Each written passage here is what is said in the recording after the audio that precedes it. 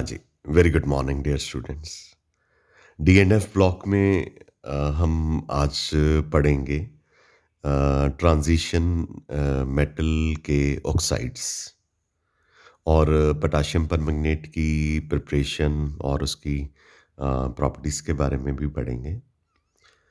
तो हम जो कंपाउंड्स पढ़ने जा रहे हैं 3D ट्रांजिशन एलिमेंट्स के, यानी कि उस सीरीज़ के जिसको 3D सीरीज़ कहते हैं, जिसमें इलेक्ट्रॉन जो हैं 3D ऑर्बिटल में फिल होते हैं।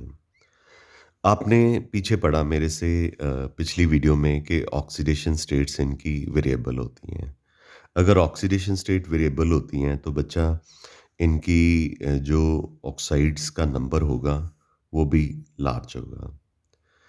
तो इस ग्रुप में इस सीरीज़ में 3D ट्रांजिशन सीरीज़ में जो हाईएस्ट ऑक्साइड्स हैं वो 3 टू 7 ग्रुप में बनते हैं।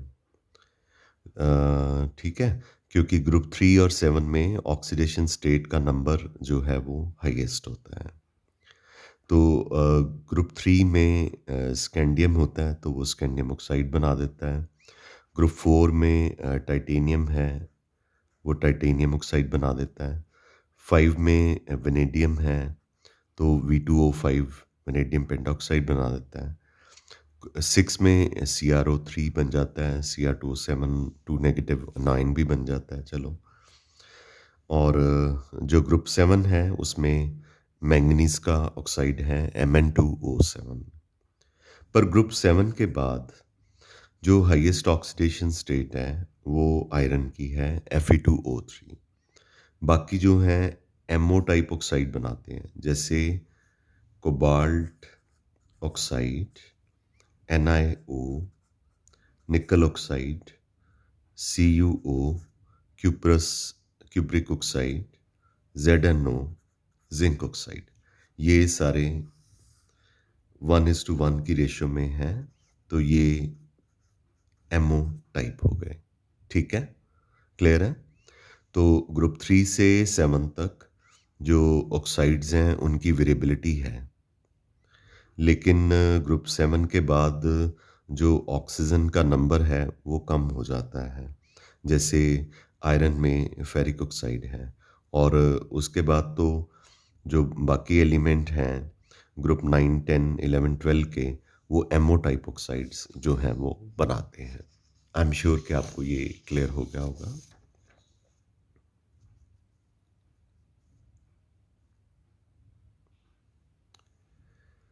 अच्छा, जो ऑक्साइड हाईएस्ट ऑक्सीडेशन स्टेट में है वो ऑक्साइड एसिडिक होगा, और अगर कोई ऑक्साइड लोअर ऑक्सीडेशन स्टेट में है तो वो बेसिक इन नेचर होगा, और अगर इंटरमीडिएट ऑक्सीडेशन स्टेट में है तो वो क्या होगा? एम्फोटेरिक होगा। जैसे कि स्कैंडियम ऑक्साइड जो है, इसमें ऑक्सीडेशन स्टेट जो है वो +3 है, तो ये बेसिक है। मैं कंपैरिजन के साथ ही पता चलेगा। अगर इसमें 4 ऑक्सीडेशन स्टेट वाला स्कैंडियम का ऑक्साइड होता या 5 वाला होता, तो हम 3 वाले को बेसिक कह देते, 4 वाले को एम्फोटेरिक कह देते, 5 वाले को जो है हम एसिडिक ऑक्साइड कह देते हैं। मतलब कंपैरेटिव स्टडी में हमें पता चलता है कि ये बेसिक हैं, एम्फोटेरिक हैं कि एसिडिक इन नेचर हैं। टाइटेनियम के 3 ऑक्साइड्स हैं, +2 और +3 ऑक्सीडेशन स्टेट और +4 ऑक्सीडेशन स्टेट में। +2 ऑक्सीडेशन स्टेट वाला जो टाइटेनियम का ऑक्साइड है वो बेसिक इन नेचर है, और +3 और +4 वाला जो है वो एम्फोटेरिक इन नेचर है। अगर इसका भी 6 और 7 वाला होता तो हम उसे डेफिनेटली एसिडिक ऑक्साइड कह देते हैं। वेनेडियम के ऑक्साइड जो हैं +2 ऑक्सीडेशन स्टेट में है, +3 में है, +4 में है, +5 में है। तो +2 और +3 वाले बेसिक फाइंड आउट किए गए हैं, और +4 और +5 वाले एम्फोटेरिक फाइंड आउट किए गए हैं। मतलब वो एसिड और बेसिस दोनों के साथ या एसिडिक और बेसिक प्रॉपर्टीज़ जो हैं वो शो करते हैं। तो उनको एम्फोटेरिक कह दिया गया। क्लियर है बेटा? अब क्रोमियम पे आ जाते हैं। क्रोमियम का ऑक्साइड जो है ये ग्रुप 3 है, ये ग्रुप 4 है, ये ग्रुप 5 है, 6 है, 7 है, 8 है। ठीक है? तो 7 ऑक्सीडेशन स्टेट, या आप इसे ग्रुप की बजाय आप इसको ऐसा लिख लीजिए, ये +1 ऑक्सीडेशन स्टेट वाला है, ये +2 ऑक्सीडेशन स्टेट वाला है। ग्रुप की बजाय ऐसे लिख लीजिए, ये +3 ऑक्सीडेशन स्टेट वाला है, ये +4 ऑक्सीडेशन स्टेट वाला है, ये +5 ऑक्सीडेशन स्टेट वाला है, ये +6 ऑक्सीडेशन स्टेट वाला है, और ये +7 ऑक्सीडेशन स्टेट वाला है। तो क्रोमियम का ऑक्साइड +2 ऑक्सीडेशन स्टेट में, +3 और +4 और +6 में है। तो ऑब्वियसली जो +6 वाला होगा वो तो एसिडिक ही होगा, और जो +2 वाला होगा वो बेसिक होगा।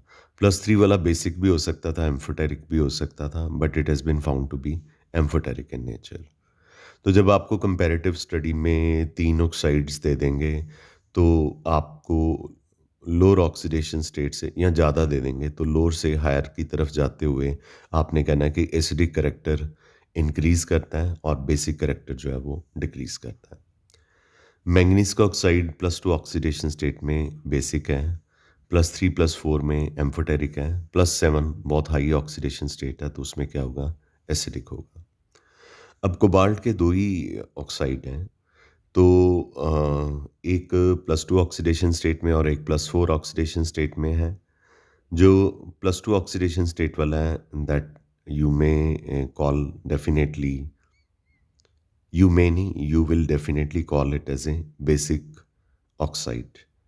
और जो हायर ऑक्सीडेशन स्टेट वाला है, अगर आपको वहाँ पे नहीं पता, क्योंकि हम ये सारा लर्न नहीं करके जा सकते कि कौन सा ऑक्साइड बेसिक है, कौन सा एसिडिक है, तो हम सिर्फ ऑक्सीडेशन स्टेट के अकॉर्डिंगली देखेंगे। तो 2 ही दिए हुए हैं आपको जैसे ऑक्साइड, तो जो लोअर ऑक्सीडेशन स्टेट वाला उसे बेसिक कह दीजिए, हायर वाला एसिडिक कह दीजिए। अगर 3 होते तो बीच वाले मिडल ऑक्सीडेशन स्टेट वाले को एम्फोटेरिक कह देते। अब एक ही ऑक्साइड है निकल का, तो ये बेसिक इन नेचर होगा, बस इसके ऊपर बेस्ड एग्जांपल है। MnO2 है, Mn2O7 है, MnO है।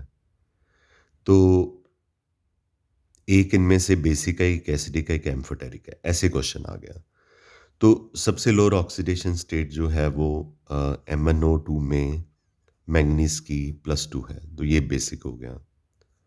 इसमें MnO2 में मैंगनीज डाइऑक्साइड में मैंगनीज की ऑक्सीडेशन स्टेट +4 है, तो ये क्या हो गया? एम्फोटेरिक। क्योंकि उसने खुद ही पूछा है ना, एक बेसिक बताओ, एक एसिडिक बताओ, एक एम्फोटेरिक बताओ। तो Mn2O7 में मैंगनीज की ऑक्सीडेशन स्टेट +7 है, तो ये क्या हो गया? एसिडिक इन नेचर हो गया। तो लोएस्ट ऑक्सीडेशन स्टेट वाला बेसिक हो गया, स्टिल हायर ऑक्सीडेशन स्टेट वाला जो है वो एम्फोटेरिक हो गया, और सबसे ज़्यादा हाईएस्ट ऑक्सीडेशन स्टेट वाला जो है वो क्या हो गया? एसिडिक इन नेचर हो गया। गॉट इट बेटा? अब हम पोटाशियम डाइक्रोमेट के बारे में पढ़ेंगे कि पोटाशियम डाइक्रोमेट जो है वो क्या है, और इसकी प्रिपरेशन कैसे करनी है हमने, और इनकी प्रॉपर्टीज़ के बारे में पढ़ना है। तो यहाँ पे क्रोमेट और डाइक्रोमेट के स्ट्रक्चर्स दिखाए हुए हैं। इनकी हाइब्रिडाइजेशन जो है वो sp3 है, ये एनॉयन है, और ये जो sp3 होते हैं वो क्या होते हैं? टेट्राहेड्रल होते हैं। ठीक है? तो पोटाशियम क्रोमेट और पोटाशियम डाइक्रोमेट इम्पॉर्टेंट कंपाउंड हैं क्रोमियम के, और इन दोनों में क्रोमेट में भी और डाइक्रोमेट में भी ऑक्सीडेशन स्टेट जो क्रोमियम की है +6 है। तो इन एनॉइन की फिगर दिखाई हुई है। अच्छा, एक चीज़ आपको आपकी जब आप वहाँ पे स्ट्रक्चर ड्रॉ करोगे तो आपने याद रखना है, जिस ऑक्सीजन पे नेगेटिव चार्ज होगा ना, वो सिंगली बॉन्डेड होना चाहिए। और जो क्रोमेटॉइन है जैसे CrO4 2 नेगेटिव, तो इसमें 2 ऑक्सीजन पे नेगेटिव चार्ज है, एक इस पे बना दिया, एक इस पे। जिस पे मर्ज़ी बना सकते हैं, इस पे और इस पे भी बना सकते हैं। पर जिन पे आप नेगेटिव चार्ज बनाएँगे वो सिंगल बॉन्डेड होने चाहिए। बाकी जो 2 और ऑक्सीजन हैं क्योंकि CrO4 है, वो डबल बॉन्डेड होने चाहिए। So far as Cr2O72 negative is concerned, इसमें 2 क्रोमियम हैं और 2 क्रोमियम जो हैं ऑक्सीजन के थ्रू बॉन्डेड हैं। वैसे भी 7 नंबर है तो ऑड नंबर है, तो ये ऑक्सीजन के थ्रू बॉन्डेड होंगे। तो 2 ऑक्सीजन पे नेगेटिव चार्ज हैं, तो डेफ़िनेटली एक इस क्रोमियम की तरफ नेगेटिव चार्ज होना चाहिए, एक इस तरफ होना चाहिए।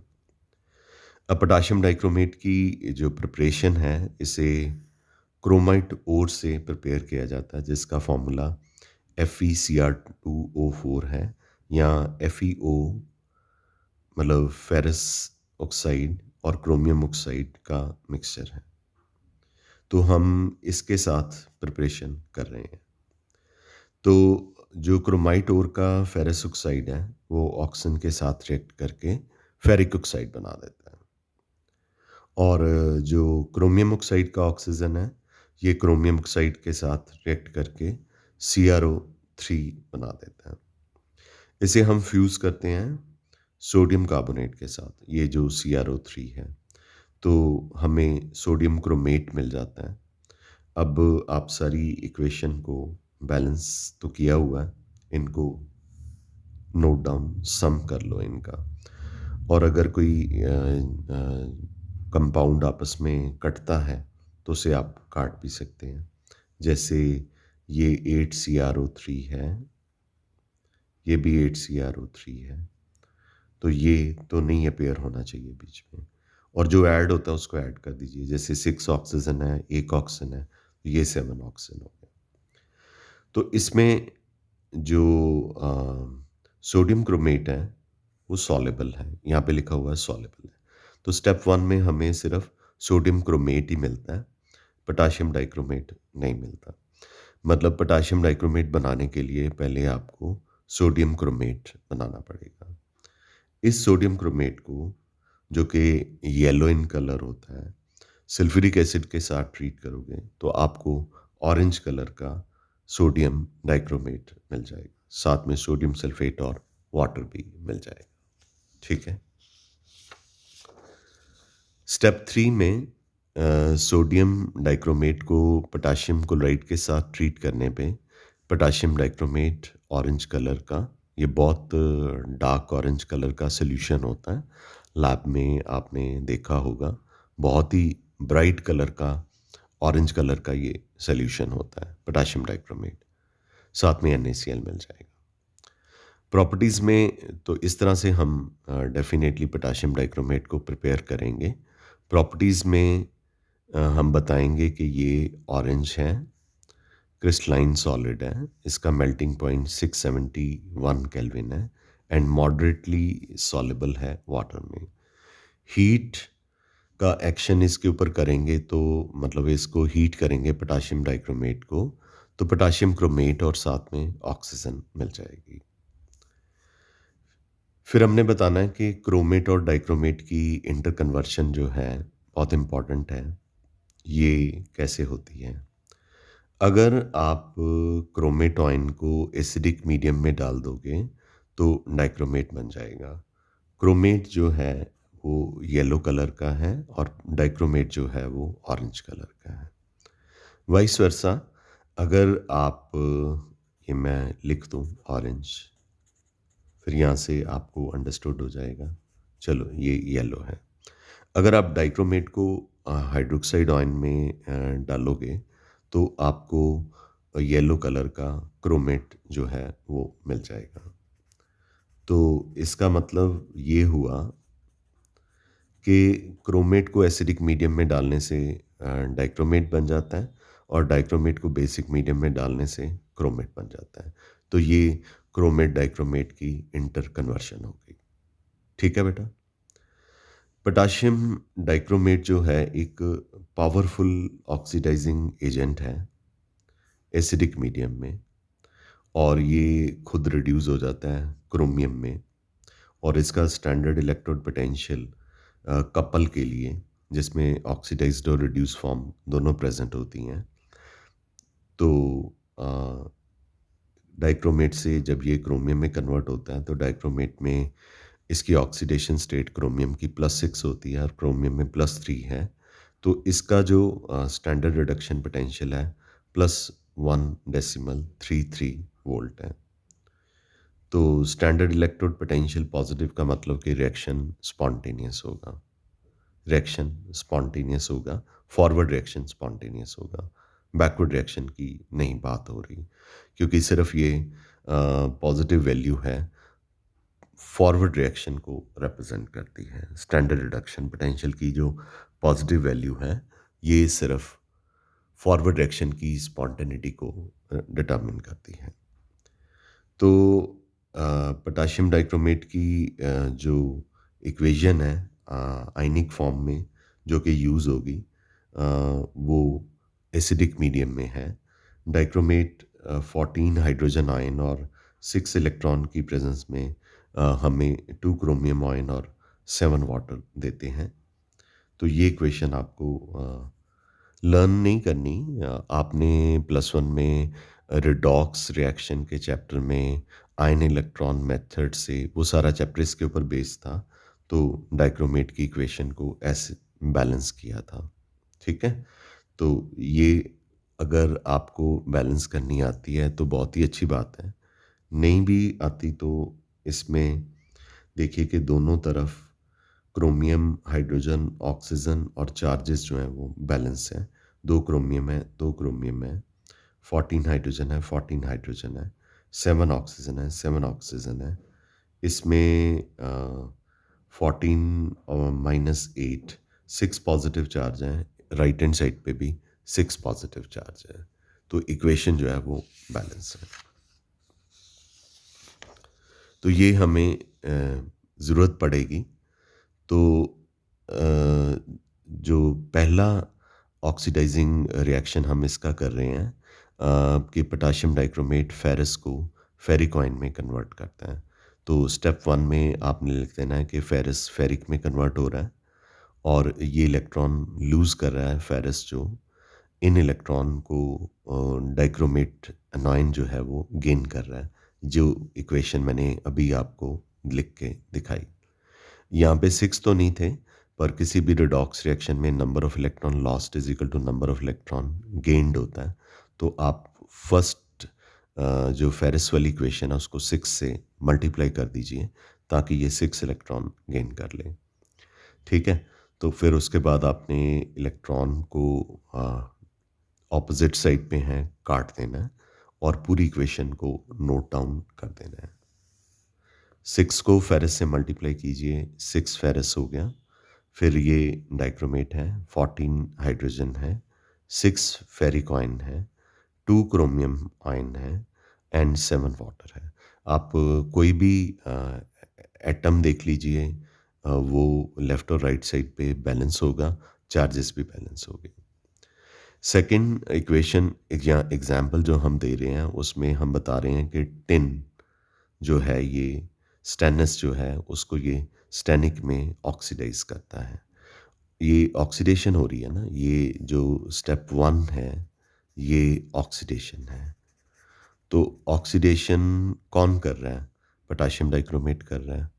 तो इसका मतलब कि पोटाशियम डाइक्रोमेट जो है वो ऑक्सीडाइज करता है फेरस को फेरिक में और खुद जो है वो रिड्यूस हो जाता है। तो सेकंड स्टेप में रिडक्शन होती है, तो ये रिडॉक्स रिएक्शन होती है।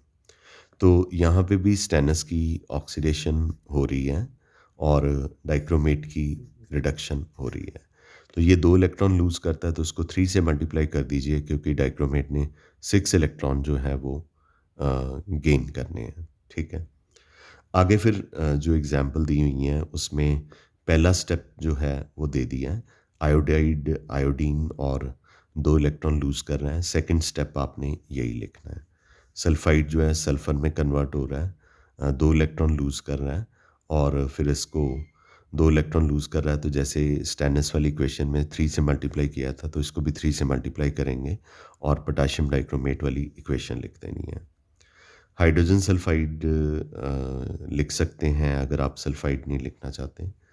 सल्फर डाइऑक्साइड को ये सल्फेट में ऑक्सीडाइज़ करता है और इक्वेशन का ये स्टेप 1 है सबका।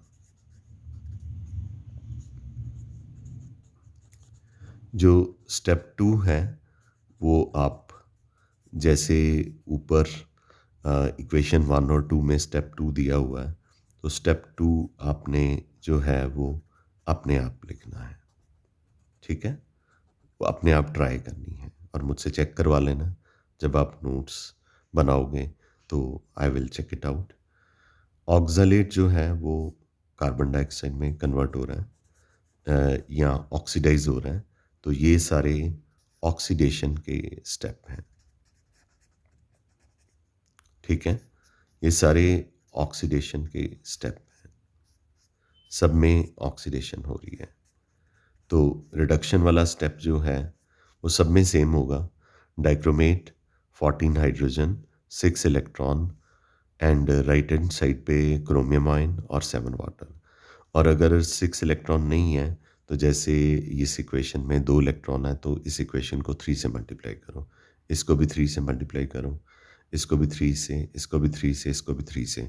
बाई चांस ये जितनी भी इक्वेशन आई हैं सब में 2 इलेक्ट्रॉन ही जो हैं लॉस हो रहे हैं, तो उन 2 को 6 बनाने के लिए 3 से मल्टीप्लाई कर दो, जैसे कि हमने इक्वेशन नंबर 2 में मल्टीप्लाई किया है, ठीक है? I am sure this is clear to you.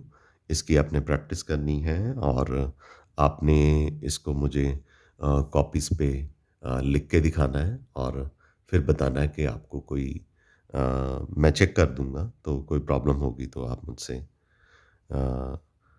पूछ सकते हैं और कॉपीज़ मुझे चेक करा सकते हैं। And secondly what you can do, copies तो आप प्रिंट मतलब कि फ़ोटो खींच के इसकी आप मुझे सेंड कर देना, तो मैं चेक कर दूँगा आपकी। और दूसरा आप मेथड फ़ॉलो कर सकते हैं कि आप रेफ़रेंस बुक को रेफ़र कर सकते हैं। एनसीईआरटी में तो स्टेप 1 जैसे इसमें दिया हुआ है वैसे दिया हुआ है नॉर्मली। तो या उसमें कंबाइंड इक्वेशन एक ही स्टेप में, जैसे ये लास्ट स्टेप है यही दिया हुआ है, तो ये पहला और दूसरा नहीं दिया हुआ। तो I wanted to give both the steps actually. तो अब जो कि फर्स्ट और सेकंड इक्वेशन में मैंने दोनों स्टेप्स दे दिए हैं, तो फिर बाकी इक्वेशन में मैंने फर्स्ट स्टेप दे दिया और सेकंड स्टेप जो है वो आप रेफरेंस बुक की हेल्प से लिख सकते हैं। आगे मैं आपको एक टेस्ट करवाने जा रहा हूँ, फॉर्मेशन ऑफ क्रोमाइल क्लोराइड। ये एक बहुत इम्पॉर्टेंट टेस्ट है जिसमें पोटाशियम डाइक्रोमेट का सॉलिड मिक्सचर और केसीएल या कोई भी आयनाइजेबल क्लोराइड के बीच में रिएक्शन होता है जब उनको वार्म किया जाता है कॉन्सेंट्रेटेड सल्फ्यूरिक एसिड की प्रेजेंस में, तो सारी टेस्ट ट्यूब के बाहर रेड कलर के वेपर्स बन जाते हैं क्रोमिल क्लोराइड के। CrO2Cl2 इसका फॉर्मूला है, इसके रेड कलर के वेपर बन जाते हैं। तो देखिए ये टेस्ट हमने कैसे करना है।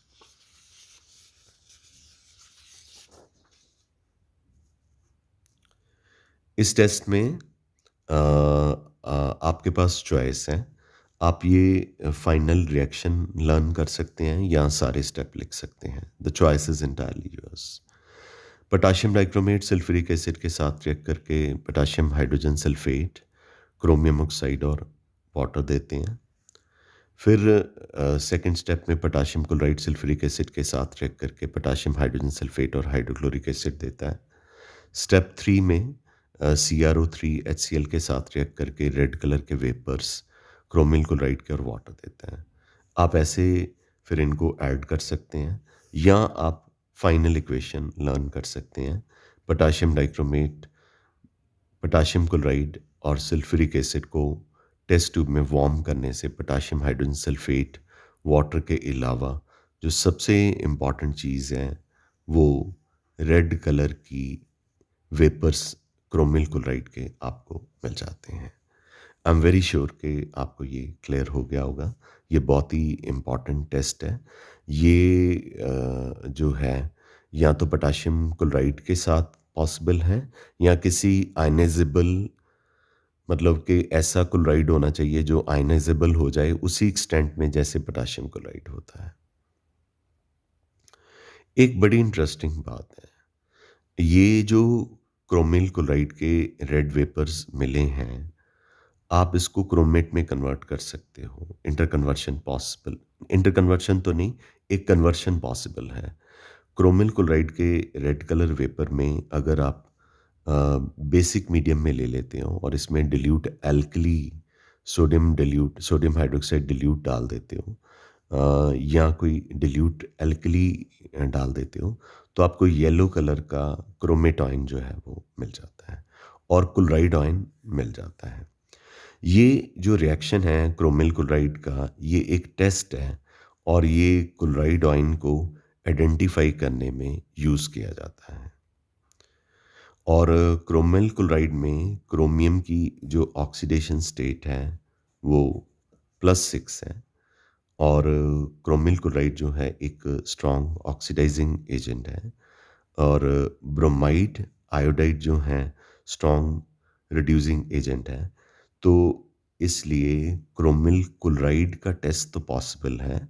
अगर आप केबीआर और केआई के साथ करें तो आपको क्रोमिल ब्रोमाइड या क्रोमिल आयोडाइड नहीं मिलेंगे। ये एक आपका एमसीक्यू बन गया कि क्रोमिल ब्रोमाइड और क्रोमाइल आयोडाइड इसलिए नहीं बनते क्योंकि ब्रोमाइड और आयोडाइड स्ट्रॉन्ग रिड्यूसिंग एजेंट्स हैं।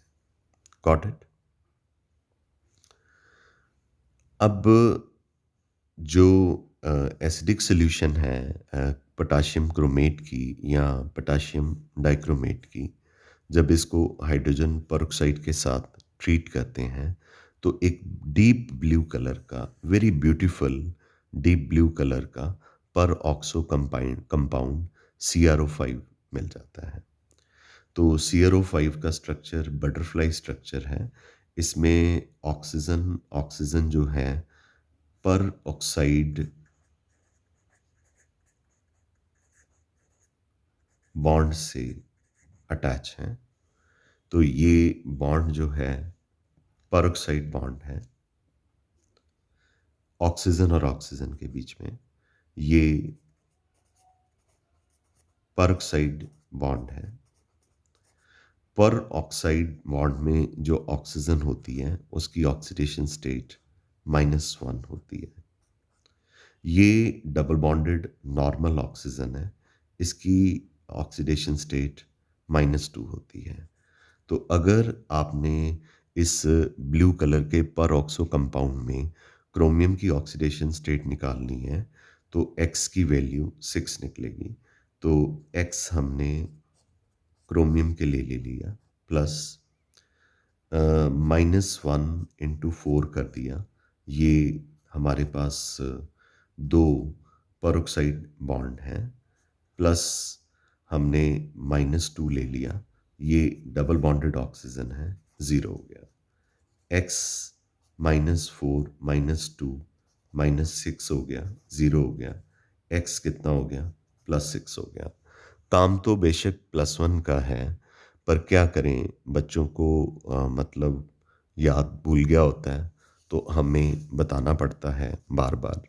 तो क्लासरूम में भी हम ऑफ़लाइन क्लास में भी बताते हैं, तो ऑनलाइन क्लास में भी तो डेफ़िनेटली बताएँगे ही। क्योंकि जो लेक्चर आप यहाँ पे पढ़ रहे हैं, वो लेक्चर आपने ऑफ़लाइन क्लास में भी पढ़ना है। तो काम डेफ़िनेटली ये वाला जो ब्लू कलर का पेरोक्सो कंपाउंड है, ये +1 में एक तो रिडॉक्स के चैप्टर में अपीयर हुआ है, एक हाइड्रोजन के चैप्टर में हाइड्रोजन पेरोक्साइड के साथ इसका रिएक्शन है, वहाँ पे भी अपीयर हुआ है। तो क्रोमियम की ऑक्सीडेशन स्टेट और इसका स्ट्रक्चर ड्रॉ करना आना चाहिए और ये पता होना चाहिए कि ऑक्सीजन और ऑक्सीजन के बीच में जो सिंगल बॉन्ड है, ये पेरोक्साइड बॉन्ड है। क्लियर है बेटा? आगे बताया हुआ है कि ये कंपाउंड बना कैसे, मैं मतलब कि इक्वेशन भी बताई हुई है। पोटाशियम डाइक्रोमेट हाइड्रोजन पेरोक्साइड के साथ एसिडिक मीडियम के साथ रिएक्ट करता है तो आपको ब्लू कलर का ये CrO5 परऑक्सो कंपाउंड जो मिल जाता है, जिसका बटरफ्लाई स्ट्रक्चर ये लिखा हुआ मैंने, बटरफ्लाई स्ट्रक्चर जो है वो दे दिया है। फर्दर अगर आप इस ब्लू कलर पर ऑक्सो कंपाउंड को एसिडिक मीडियम में लेते हो तो आपको ग्रीन कलर का क्रोमियम जो है वो मिल जाता है। आई एम श्योर कि आपको पोटाशियम डाइक्रोमेट के बारे में ये सारा क्लियर हो गया होगा। आगे हम पोटाशियम परमंगनेट पे चलते हैं।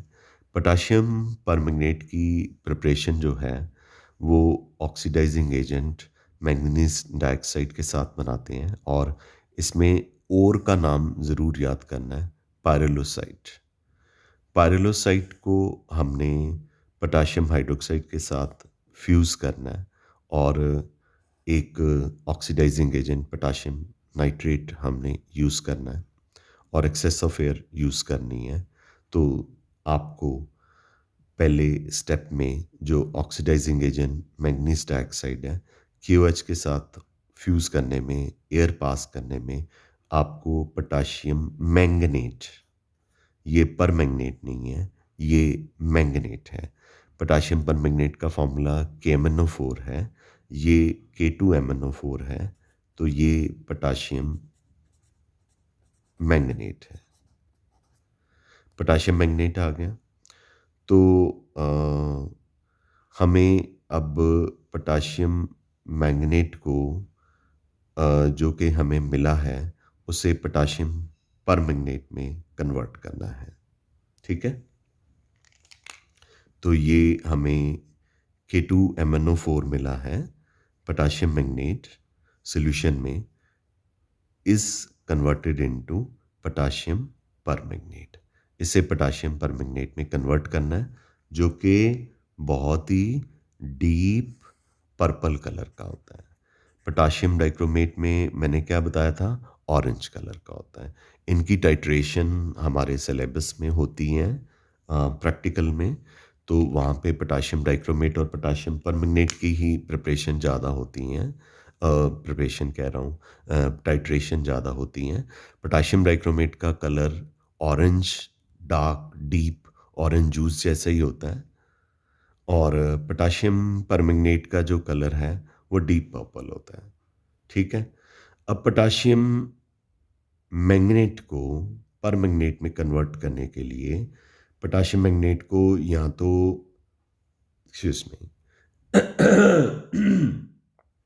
हाँ जी, तो अब आपके पास जो पोटाशियम मैंगनेट है, इसको पोटाशियम परमैंगनेट में कन्वर्ट करने के लिए या तो पोटाशियम मैंगनेट को क्लोरीन से ट्रीट कर दीजिए, तो आपको पोटाशियम परमैंगनेट मिल जाएगा।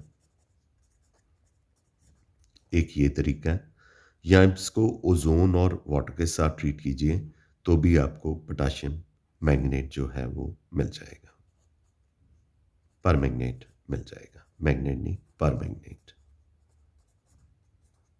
ठीक है, और ये इस तरफ ये दोनों जो हैं ये क्या है, पोटाशियम मैंगनेट है, ये पोटाशियम मैंगनेट है। K2MnO4 जो है मैंने बताया कि वो क्या है,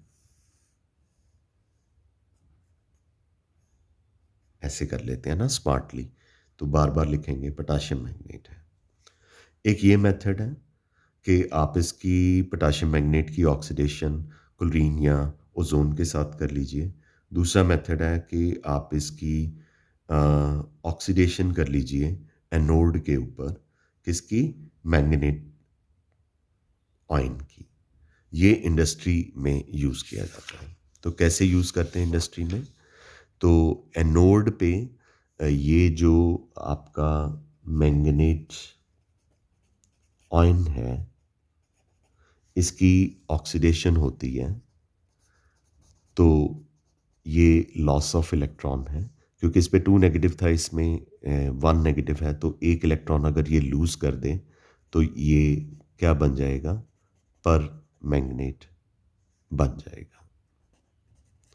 और ये परमैंगनेट और मैंगनेट दोनों ही टेट्राहेड्रल हैं, दोनों में हाइब्रिडाइजेशन sp3 है, दोनों ही टेट्राहेड्रल हैं, ठीक है, दोनों ही टेट्राहेड्रल हैं। दोनों का स्ट्रक्चर दे दिया, परमैंगनेट का भी और मैग्नेट का भी। अब हमने कहा कि ये डीप पर्पल कलर के हैं और पोटेशियम डाइक्रोमेट ऑरेंज कलर का और क्रोमेट जो है वो येलो कलर का है। अब नाउ द क्वेश्चन राइजेस कि जो मैंगनीज है इन दोनों में वो D0 सिस्टम में है, यानी कि उसके d ऑर्बिटल के जितने इलेक्ट्रॉन हैं वो नहीं हैं, उसने बॉन्डिंग में यूज़ कर लिए हैं। तो हमने इस चैप्टर के पीछे पढ़ा कि कलर जो होता है सब्सटेंसेस का, डी ब्लॉक एलिमेंट के कंपाउंड्स का, वो डी डी ट्रांजिशन की वजह से होता है कि इलेक्ट्रॉन T2G से जंप करके EG में जाते हैं। लेकिन इसमें ऐसा नहीं है, क्योंकि डी में इसके पास कोई इलेक्ट्रॉन ही नहीं है, तो वो जंप करके कहाँ पे जाएगा। तो यहाँ पे चार्ज ट्रांसफ़र होता है, ऑक्सीजन के ऊपर नेगेटिव चार्ज है ना, तो ये अपना चार्ज मोमेंटरली मतलब फ्रैक्शन ऑफ सेकंड के लिए मैंगनीज के ऊपर शिफ्ट कर देता है। मैंगनीज के ऊपर शिफ्ट कर देता है तो चार्ज ट्रांसफ़र की वजह से ही इसका कलर डीप पर्पल हो जाता है। इधर भी ऐसे ही होता है, मैग्नेट में भी नेगेटिव चार्ज ऑक्सीजन अपना जो नेगेटिव चार्ज है वो मैंगनीज पे शिफ्ट कर देता है, तो D0 से D1 सिस्टम बन जाता है। तो फिर ये इस मोमेंटली चार्ज ट्रांसफ़र की वजह से जो है ये कलर्ड हो जाते हैं। So far as chromate and dichromate is concern, तो उसमें भी ऐसे ही होता है। क्रोमेट और डाइक्रोमेट में भी ऐसे ही होता है। क्रोमेट और डाइक्रोमेट में भी जो डी होता है ज़ीरो सिस्टम में होता है, मतलब कि डी के पास जितने भी इलेक्ट्रॉन थे उसने बॉन्ड बनाने के लिए यूज़ कर लिए। तो ये ऑक्सीजन जो है नेगेटिवली चार्ज है, ये अपना चार्ज मोमेंटली क्रोमियम पे, ये negatively charge oxygen momentarily chromium पे शिफ्ट कर देते हैं। यहाँ पे भी जो डी है ज़ीरो सिस्टम में होता है, लेकिन जब चार्ज ट्रांसफ़र हो जाता है तो ये D1 सिस्टम बन जाते हैं, जिसकी वजह से इनका कलर जो है ऑरेंज कलर हो जाता है। मुझे पता है सब्जेक्टिव के लिए ये चीज़ें नहीं पूछी जा सकती, लेकिन एमसीक्यूज़ के लिए तो रिक्वायर्ड हैं, तो इसलिए मुझे तो भई करवाना ही करवाना है। तो इसमें कलर के बारे में एक्सप्लेन किया हुआ है, जो मैंने ब्यूटीफुली ये इस एरोज़ की हेल्प से आपको एक्सप्लेन कर दिया है। I am sure this is clear to you guys. ठीक है? तो ये आगे मुझे ये सारा कुछ इसमें यही अब लिखा हुआ है, और ये भी लिखा हुआ है कि ऑक्सीजन जो है वो जब चार्ज ट्रांसफ़र करती है तो ऑक्सीजन के ऊपर वैसे तो -2 चार्ज होता है, तो जब वो एक इलेक्ट्रॉन मैंगनीज पे या क्रोमियम पे शिफ्ट कर देती है तो उसके पास -1 चार्ज रह जाता है, और मैंगनीज के ऊपर जो डी में 0 इलेक्ट्रॉन थे वो 1 इलेक्ट्रॉन हो जाता है। तो a part of electron cloud of oxygen gets momentarily transferred to vacant orbital of metal। यहाँ पे मेटल क्रोमियम भी हो सकता है और मैंगनीज भी हो सकता है। This phenomena is called as charge transfer, और इस चार्ज ट्रांसफ़र की वजह से जो है कलर इन सब्सटेंसेस का होता है। ठीक है, आगे मेरे पास जो है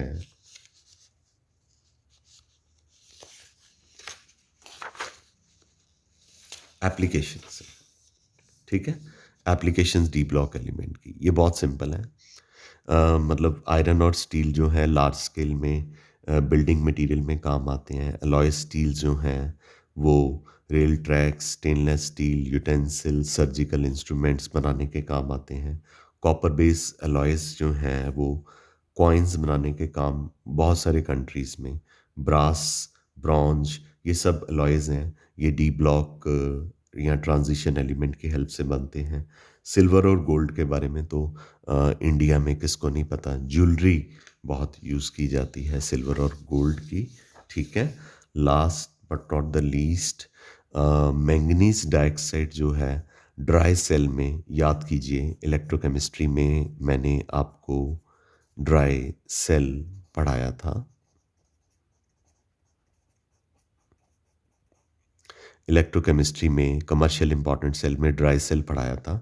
वहाँ पे हम पोलराइज़र के तौर पे मैंगनीज डाइऑक्साइड को यूज़ कर रहे थे और इसके अलावा ये जिंक कैडमियम की एलॉयज़ की इलेक्ट्रोड्स भी हम सेल्स में यूज़ करते हैं, जो केमिकल एनर्जी को इलेक्ट्रिकल एनर्जी में कन्वर्ट करने में हेल्प करते हैं। कैटलिस्ट के तौर पे तो हम एक पूरा टॉपिक ही पढ़ चुके हैं। कल ही पढ़ा है हमने, कल के वीडियो में। आयरन हेबर प्रोसेस में अमोनिया बनाने के काम आती है। निकल फैट्स और ऑयल की हाइड्रोजनेशन में काम आती है। डाइवेनेडियम पेंटॉक्साइड कॉन्टैक्ट प्रोसेस से सल्फ्यूरिक एसिड बनाने के काम आता है। पॉलीथिलीन बनाने के लिए हम ज़िगलर नाटा कैटलिस्ट को यूज़ करते हैं। ज़िगलर नाटा कैटलिस्ट जो है टाइटेनियम क्लोराइड और ट्राईमिथाइल एल्युमिनियम होता है। प्लेडियम क्लोराइड जो है एसिटल एल्डिहाइड को प्रोड्यूस करता है इथीन से, वेकर प्रोसेस की हेल्प से। ये हमने ऑर्गेनिक केमिस्ट्री में एल्डिहाइड के चैप्टर में वेकर प्रोसेस पढ़ा था। इसके अलावा निकल कंपाउंड जो हैं अल्काइन की पॉलीमराइजेशन में हेल्प करते हैं। आई एम श्योर कि आपको आज का लेक्चर अच्छे से क्लियर हो गया होगा। ठीक है बेटा? तो अगर कोई प्रॉब्लम होगी तो आप मुझे ऑफ़लाइन क्लास में पूछ सकते हैं। अगर आप ऑफ़लाइन क्लास में नहीं आते, आपने ऑफ़लाइन क्लास में नहीं आना, तो 6:30 के बाद आप मुझे कॉल कर सकते हैं। I am is always available. I am available for you guys. कोई प्रॉब्लम होगी तो आप मुझे कॉल कीजिएगा। Thank you very much. We call it a day. Love you all. Have a great day. Keep rocking.